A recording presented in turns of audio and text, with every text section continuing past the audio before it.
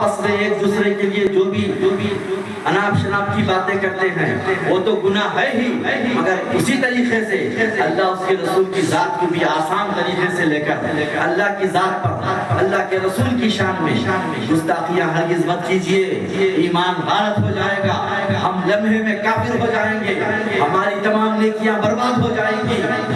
اور کیجیے وہ رسول کتنے عظیم ہیں، اس رسول کی خدمت میں جب صحابہ کی آواز تھوڑی اونچی ہوئی تو یہ بات بھی اللہ کو پسند نہیں آئی، فوراً قرآن مجید سے اللہ تعالیٰ آیت نازل فرمایا اور حکم دے دیا ان تحبط اعمالکم وانتم لا تشعرون، اگر تم میرے نبی کی خدمت میں بیٹھ کر اپنی آواز کو تھوڑی سی بھی اونچی کرو گے تو تمہاری تمام نیکیوں کو میں برباد کر دوں گا، تمہاری نیکیوں کو گناہ بنا دوں گا، تمہیں اس بات کا پتہ بھی نہیں ہوگا، تم اس گمان میں رہو گے کہ ہم اتنے نیک ہیں مگر تم دوزخی ہو جاؤ۔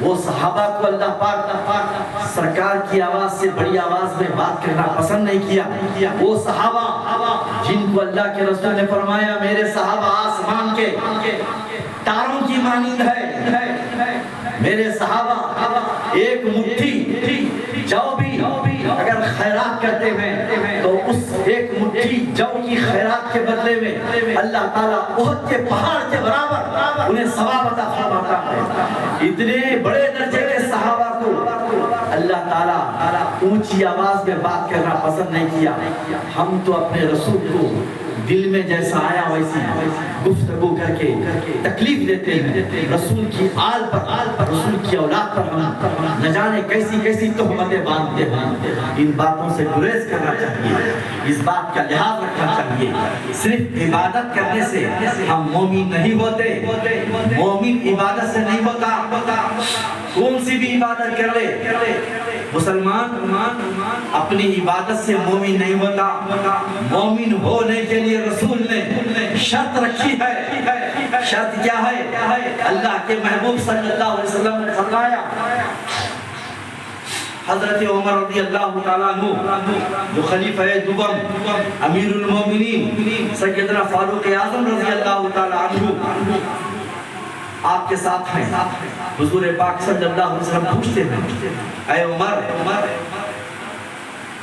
تم میری محبت میں مجھ سے کتنا محبت کرتے ہو، مجھ سے کتنی محبت کرتے ہو، مجھے کتنا چاہتے ہو؟ حضرت فاروق اعظم نے فرمایا یا رسول اللہ میں آپ سے بہت محبت کرتا ہوں۔ حضور نے فرمایا بتاؤ میری محبت میں کیا کیا قربان کر سکتے ہو؟ فاروق اعظم کی زبان سے ایک دم نکل گیا یا رسول اللہ میں آپ کی محبت میں اپنے ماں باپ کو قربان کر سکتا ہوں۔ حضور نے فرمایا اور کہو، آپ نے کہا میں اپنی بیوی کو قربان کر سکتا ہوں۔ حضور نے کہا اور کہو، آپ نے کہا میں اپنی اولاد کو بھی آپ پر قربان کر سکتا ہوں۔ حضور نے کہا اور کہو، فاروق اعظم نے کہا اپنی پوری جائیداد کو قربان کر سکتا ہوں۔ فاروق اعظم سے اللہ کے حبیب نے پوچھا اور کہو، فاروق اعظم نے کہا اپنی عزت کو بھی آپ پر قربان کر سکتا ہوں۔ حضور نے کہا اور کہو، اب فاروق اعظم رضی اللہ عنہ کی زبان اقدس خاموش ہو گئی۔ پیارے حبیب صلی اللہ علیہ وسلم نے حضرت فاروق اعظم رضی اللہ عنہ کی طرف نگاہ اٹھائی اور کہا اے عمر فاروق اتنا سب کچھ تم قربان کرنے کے بعد بھی ابھی مومن نہیں ہوئے، ابھی مومن نہیں ہوئے۔ کون؟ وہ فاروق اعظم مکے کی جس گلی سے فاروق اعظم آ رہے ہیں وہ گلی پر اگر شیطان کھڑا ہوا ہے اور فاروق اعظم آ رہے ہیں تو چھوڑ کر وہ گلی کو بھاگ جاتا ہے، شیطان اپنا راستہ بدل دیتا ہے، بڑے بڑے سرماؤں کو پسینے نکل جاتے ہیں فاروق اعظم کا نام سن کر۔ اس ہستی کا نام فاروق اعظم، وہ فاروق اعظم جس نے رسول اللہ کی ابتدا میں ہزاروں نمازیں ادا فرمائی، وہ فاروق اعظم جس نے رسول اللہ کی محبت میں سینکڑوں روزے رکھ لیے، وہ فاروق اعظم جس نے رسول کی محبت میں بے شمار مال کا قربان کر دیا۔ ایسے فاروق اعظم کو رسول فرماتے ہیں ابھی تم مومن نہیں ہوئے، ابھی تمہارا ایمان مکمل نہیں ہوا۔ حضرت فاروق اعظم کو سننا ہی تھا، دل فاروقی پر بجلی گری، آنکھوں سے آنسوؤں کی دھاریں روانہ ہوئی۔ اب کہا یا رسول اللہ کیا مجھ سے خطا ہو گئی؟ کس بات کی غلطی ہو گئی کہ ابھی تک میرا ایمان مکمل نہیں ہوا. پیارے آقا علیہ السلام نے فرمایا ایھا الفاروق لا یؤمن احدکم ان تکون احب الیہ من ولدہ ووالدہ والناس اجمعین. اے فاروق اعظم سنو، جب تک کوئی بندہ اللہ کا جو ایمان والا مسلمان ہے وہ جب تک اپنے مال سے، اپنے ماں باپ سے، اپنی بیوی سے، اپنے بچوں سے، اپنی عزت سے، اپنی آبرو سے، اپنی ساری چیزوں سے مجھ پر زیادہ فدا نہیں ہوتا، یہاں تک کہ تم نے ماں باپ کو قربان کر دیا، بیوی کو قربان کر دیا، مال کو قربان کر دیا، عزت کو قربان کر دیا، سب کچھ قربان کر دیا، اس کے بعد بھی ایک چیز تمہارے پاس باقی رہ گئی جس کی وجہ سے تمہارا ایمان کامل نہیں ہوا. فاروق اعظم نے فرمایا یا رسول اللہ کیا ہے وہ؟ آپ نے فرمایا اے عمر فاروق تمہاری جان ہے، اگر تم اپنی جان سے بھی زیادہ مجھ سے محبت کرو گے تو خدا کی قسم میرا رب فرماتا ہے اے حبیب وہ تمہارا ہو چکا ہے، اسے کہہ دو اس کے لیے خوشخبری ہے کہ میں ساری کائنات کا رب اس کا ہو گیا، میری قدرت اس کی ہو گئی ہے. تو مومن ہونے کے لیے شرط ہے رسول کی محبت، محمد کی محبت، دین حق کی شرط کیا ہے؟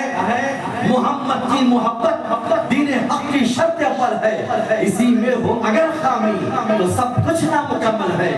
کون سے سجدے، کون سا عمرہ، کون سی زکات، کون سا حج، یہ سب تمہارے اپنے اعمال ہے، اگر اس کی بخشش کا دار و مدار عشق رسول اللہ،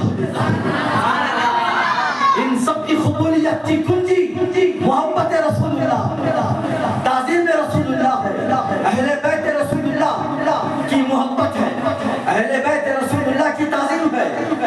ان چیزوں میں ہماری قبولیت ہے، ان کی محبت میں ہماری بخشش ہے، ان کی محبت اور رضا میں ہمارے لیے اللہ نے جنت رکھا ہے، رحمت رکھا ہے، راحت رکھا ہے، ہدایت رکھا ہے، دنیا اور آخرت کی دولت رکھا ہے. ہماری کامیابی اللہ اس کے رسول کی رضا، اللہ کی محبت، اللہ کے رسول کی محبت اور رسول اللہ کی آل و اولاد کی محبت میں اللہ نے ہمارے لیے سارے کام اور کامیابیاں رکھا.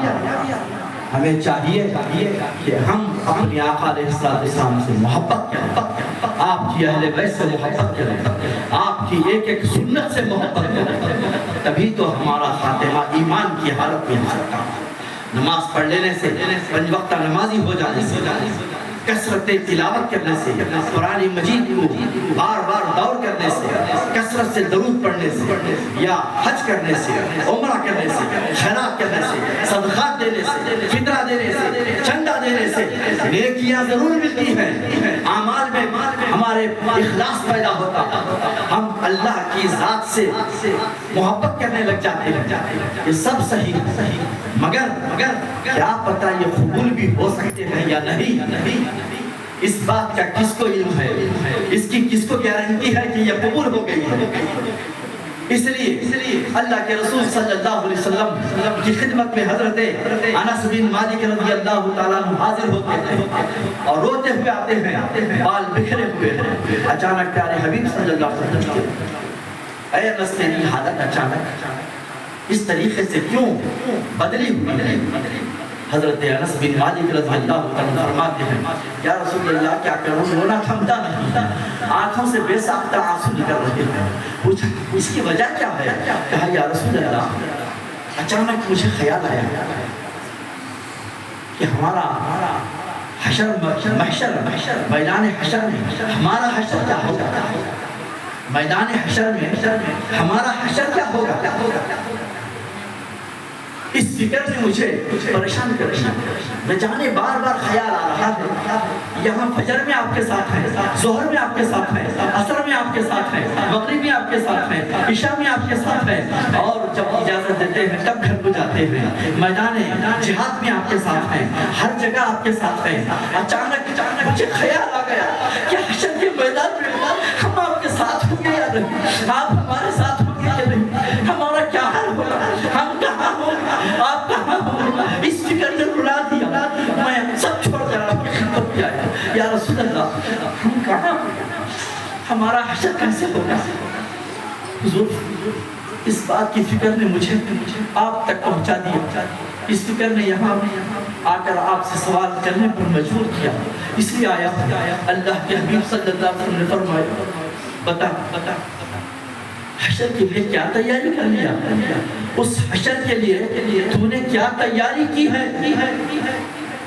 آپ نے فرمایا روزانہ آپ کے ساتھ تو ہے، پتہ نہیں اس کے ذریعے سے ہماری بخشش ہوگی کہ نہیں۔ آپ نے پوچھا بتا ان عبادات کے علاوہ اور کیا تیاری کر کے رکھا ہے؟ حضرت انس بن مالک رضی اللہ تعالیٰ نے فرمایا ہاں یہ سب کے علاوہ ایک چیز ہے جس کو سنبھال کر رکھا۔ آقا نے فرمایا بتا وہ کیا ہے؟ آپ نے کہا یا رسول اللہ میں حسنین کریمین سے محبت کرتا ہوں، حسنین کریمین کی ماں فاطمہ سے محبت کرتا ہوں، ان کے باپ حضرت علی سے محبت کرتا ہوں، اور ان کے نانا دونوں عالم کے مختار محمد رسول اللہ سے اپنی جان سے زیادہ محبت کرتا ہوں۔ میرے آقا نے فرمایا اے انس اب سن لے تیرے لیے خوشخبری ہے، تو جن سے محبت کرتا ہے کل حشر کے میدان میں ان کے ہی ساتھ ہوگا، وہ تیرے ساتھ ہوں گے۔ بھائیو اس بات سے اب ہمیں ایک بہت بڑا آخرت کا سامان مل گیا، ہمیں توشہ مل گیا، حشر کے میدان کی تیاری ہمیں معلوم ہو گئی، ہمیں پتہ چل گیا کہ حشر کے میدان میں ہمیں بچانے والی اگرچہ کہ بہت ساری عبادتیں ہیں، ہمارا یقین ہے کہ وہ عبادتیں ہمیں بچائیں گی، مگر یقین نہیں کہ یہ قبول بھی ہوں گی کہ نہیں ہوں گی۔ قبول ہوں گی تو بچائیں گی، عبادتیں قبول نہیں ہوں گی تو کیسے بچائیں گے؟ لیکن محبت رسول قبول ہونے کی، اس کو قبول کرنے کی ضرورت نہیں ہے۔ جیسے ہی رسول اللہ کی محبت کا چراغ دل میں روشن ہو جاتا ہے، اللہ اس بندے کو قبول کر لیتا ہے۔ جس کے دل میں خاتون جنت کی محبت آ جاتی ہے، اللہ کا وہ محبوب ہو جاتا ہے۔ جس کے دل میں مولا کائنات کی محبت آتی ہے، اللہ اس کا دوست بن جاتا ہے۔ حسنین کریمین جس کے دل میں آ جاتے ہیں، اللہ پاک کی رحمت اس کو اپنے سائے میں لیتی ہے۔ اللہ فرماتا ہے جو ان کا ہے میں ان کا ہوں۔ اس لیے کہ آقا نے فرمایا اے اللہ میں ان سے محبت کرتا ہوں، تو بھی محبت فرما، اور تو ان سے بھی محبت فرما جو ان سے محبت فرماتے ہیں۔ اس لیے آج یہ ربیع الاول کی مقدس محفلیں ہیں، ان محفلوں میں ہم اس بات کا وعدہ لے کر اٹھے کہ ہم آج سے دنیا و ما فیہا کی تمام چیزیں جن پر ہم نے دل لگا کر رکھے ہیں، وہ ساری چیزیں دنیا کی ضرورتوں کے لیے ہیں، اس کو دنیا کی حد تک رکھو۔ گھر کے سامان کو جیسے گھر میں رکھتے ہیں اسی طریقے سے وہ سامان ہے، زندگی کے راستے میں کام میں آنے والی، زندگی کی ضرورتوں کو پوری کرنے والی چیزیں ہیں، ان کو چیزوں کا درجہ دو، اور وہ ضرورت کے وقت استعمال میں آنے والی چیز ہے۔ جو چیز ضرورت کے لیے استعمال میں آ سکتی ہے وہ چیز دل میں مقام نہیں پا سکتی، اس کے لیے جگہ دل نہیں ہے، اس کے لیے وقت کے حساب سے وہ تقاضوں کو پورا کرنے والی چیزیں ہیں۔ عورت کی زندگی مرد کے لیے مرد کی ضرورت کو پوری کرنے کے لیے ہے، مرد کی زندگی عورت کی ضرورت کو پوری کرنے کے لیے ہے، اولاد کی زندگی ماں باپ کے حقوق کی ادائیگی کے لیے ہے، ماں باپ کی زندگی اولاد کے حقوق کی ادائیگی کے لیے ہے، نہ کہ صرف ان کی محبتوں کو دل میں بٹھا کر خدا اس کے رسول کی آل و اولاد کو دل سے نکالنا۔ اس بات کا درس اسلام نہیں دیتا۔ جن کو دل میں جگہ دینے کا حکم آیا ہے ان کو دل میں بٹھاؤ، جن کو گھر میں جگہ دینے کا حکم آیا ہے ان کو گھر میں جگہ دو، اور جن کو جس ضرورت کے حساب سے استعمال کرنے کا حکم آیا ہے استعمال کرو، جن کو جس کے ساتھ جیسا سلوک کا حق اسلام نے دیا ہے ان کے ساتھ ویسا سلوک کرو۔ لیکن دل مقام رب ہے، دل خانہ الہی ہے، دل روضہ مصطفیٰ ہے، دل مدینہ المنورہ ہے، دل نجف اشرف ہے۔ دل میں اگر جگہ ہونی چاہیے تو اللہ کی، دل میں جگہ ہونی چاہیے تو رسول اللہ کی، دل میں اگر جگہ ہونا ہے تو پنجتن پاک کی۔ یہ دل کے اندر بیٹھنے والے ہیں اور انہی سے ہمارا خاتمہ بالخیر ہو سکتا ہے۔ یہ دل میں آ جائیں گے تو کلمہ زبان پر آ جائے گا، یہ دل میں نہیں آئیں گے تو کلمہ نصیب نہیں ہو سکتا۔ روزانہ 1,00,000 مرتبہ تم کلمہ پڑھو، کلمہ تمہارے زبان سے ادا ہونے والا نہیں ہے، کلمے کی موت تمہیں آنے والی نہیں ہے۔ تم کلمے کے ہزاروں راستے اختیار کرو مگر کلمہ تمہارا نہیں ہو سکتا۔ کیوں؟ جب تک ہم کلمے والے کے نہیں ہوتے کلمہ ہمارا کیسے ہو سکتا ہے؟ اس بات پر میں اپنی گفتگو کو سمیٹتا ہوا اللہ کی ذات سے، اللہ کے حبیب صلی اللہ علیہ وسلم کے صدقے میں التجا کرتا ہوں کہ مولا تعالیٰ تیری بارگاہ میں آج ہم گنہگار اپنے دامنوں کو دراز کیے، اپنے ہاتھوں کو پھیلائے، جانے اس میں کیسی کیسی مائیں آئی ہیں، کیسی کیسی بہنیں ہیں جن کے دلوں میں ہزاروں غم ہے، جو ہزاروں مشکلوں کو جھیلتی ہیں، تیری ذات کی رضا کے لیے، تیرے رسول کی محبت میں صبر کر رہی ہے۔ نہ جانے کیسی کیسی پریشانیوں میں گھرے ہوئے ہمارے بھائی ہیں، ہمارے بچے ہیں جو تیری رضا کی خاطر زبانوں کو تالا ڈال دیے ہیں، اف تک نہیں کہتے ہیں، محض تیری رضا چاہتے ہیں، تیری رحمت کے دروازے کھولنے کا انتظار کر رہے ہیں، تیرے کرم کی بارش کی التجا میں اپنے ہاتھ اٹھائے ہیں۔ اب تو ہم پر کرم کر دے، ہمارے گناہوں کو نہ دیکھ مولا، ہماری خطاؤں کو نہ دیکھ مولا، ہم یقیناً بڑے گنہگار ہیں، بڑے خطاکار ہیں، بڑے قصوروار ہیں، ہم بڑے ناہنجار ہیں، بڑے نابکار ہیں مولا۔ کبھی ہم نے تیری فرمانبرداری نہیں کی ہے، ہم نے جب بھی سجدہ کیا ہے مطلب کا سجدہ کیا ہے، عبادت کی ہے تو مقصد اور غرض کو لے کر عبادت کی ہے۔ تیرے ایسے بندے نہیں جو صرف خلوص کے ساتھ، خشوع و خضوع کے ساتھ تیری عبادت کر سکے، ہم ویسے بندے تو نہیں بن سکے مگر تیرے رسول کی محبت میں ان کے غلام بننے کی کوشش کر رہے ہیں۔ ہماری یہ جھوٹی غلامی ہی صحیح قبول کر لے، اس رسول کی نسبت سے تمام کو تو اپنے کرم سے نواز دے، اپنی رحمتوں سے نواز دے، اپنے کرم کی بارش فرما، اپنی شفقتوں کی بارش فرما، اپنی محبتوں کی بارش فرما۔ اگر تو ہمارے لیے انصاف کرنا شروع کر دے تو ہم تیرے انصاف کے سامنے کھڑے رہنے کے قابل نہیں، ہمارا جسم بوجھل ہو چکا ہے، ہم بڑے کمزور ہیں، نہ جانے کتنی بیماریوں نے ہمیں گھیر کر پہلے ہی کمزور کر رکھا ہے۔ مولا اب تیرے عذاب کو، اب تیری ناراضگی کو، اب تیری جانب سے آنے والی بلاؤں کو برداشت کرنے کی ہمارے اندر طاقت نہیں ہے، ہمارے اندر تاب نہیں ہے۔ ہم پر رحم فرما، ہم پر کرم فرما، اپنے رحمت کے دروازے کھول کر ہمارے لیے نہیں اپنے محبوب محمد رسول اللہ کے لیے راضی ہو جا۔ اس کالی کمری والے کا واسطہ ہے، وہ پیاری صورت والے کا واسطہ ہے، اس کے نوازوں کا واسطہ ہے، ان کے گھرانے کا واسطہ ہے۔ ہم پر رضا، ہم سے راضی ہو جا، ہمارے لیے اپنی رضا کا دروازہ کھول دے، اپنی رحمتوں کو نازل فرما، اپنی خیرات کو نازل فرما۔ محمد رسول اللہ کی صورت کا اتارا ہماری گود میں ڈال دے، حسنین کریمین کا صدقہ ڈال دے۔ مولا کائنات کی محبت میں، خاتون جنت کی محبت میں مولا ہم نے جو کچھ بھی تیری بارگاہ میں خراج عقیدت کے لیے پیش کیا قبول فرما۔ عید میلاد النبی کا صدقہ ڈال دے، مومنوں کو رسول اللہ کا غلام بنا دے، ہمارے دلوں کو دنیا سے چھڑا دے، ہمارے دلوں کو محمد کا مدینہ بنا دے۔ ہمارے لیے حج کا انتظام فرما، عمرہ کا انتظام فرما، بے اولادوں کو اولاد عطا فرما، بے سہاروں کو سہارے عطا فرما، بیماروں کو شفا عطا فرما۔ مولا فلسطین کے مسلمانوں پر کرم فرما، فلسطین کے شہیدوں پر کرم فرما، فلسطین کی بیوہ عورتوں کو مولا دیکھ ان کے سروں سے سایہ اٹھایا ہے، کتنے بچے یتیم ہو گئے ہیں، کتنے بچے یتیم ہو گئے ہیں۔ مولا فلسطین کی زمین پر اپنی رحمت کو نازل فرما، اپنی غیب کی مدد کرنے والی فوج کا انتظام فرما۔ تیرے محبوب کا کلمہ پڑھنے والے ہیں، اس کلمے کی صدقے تو ان کی لاج رکھ لے، ان کی فریاد سن لے۔ ہم وہاں تک پہنچ نہیں سکتے، کم سے کم ہماری دعاؤں کی صدقے ان کے لیے اپنے کرم کا انتظام فرما۔ وما علینا الا البلاغ وآخر دعوانا الحمدللہ رب العالمین۔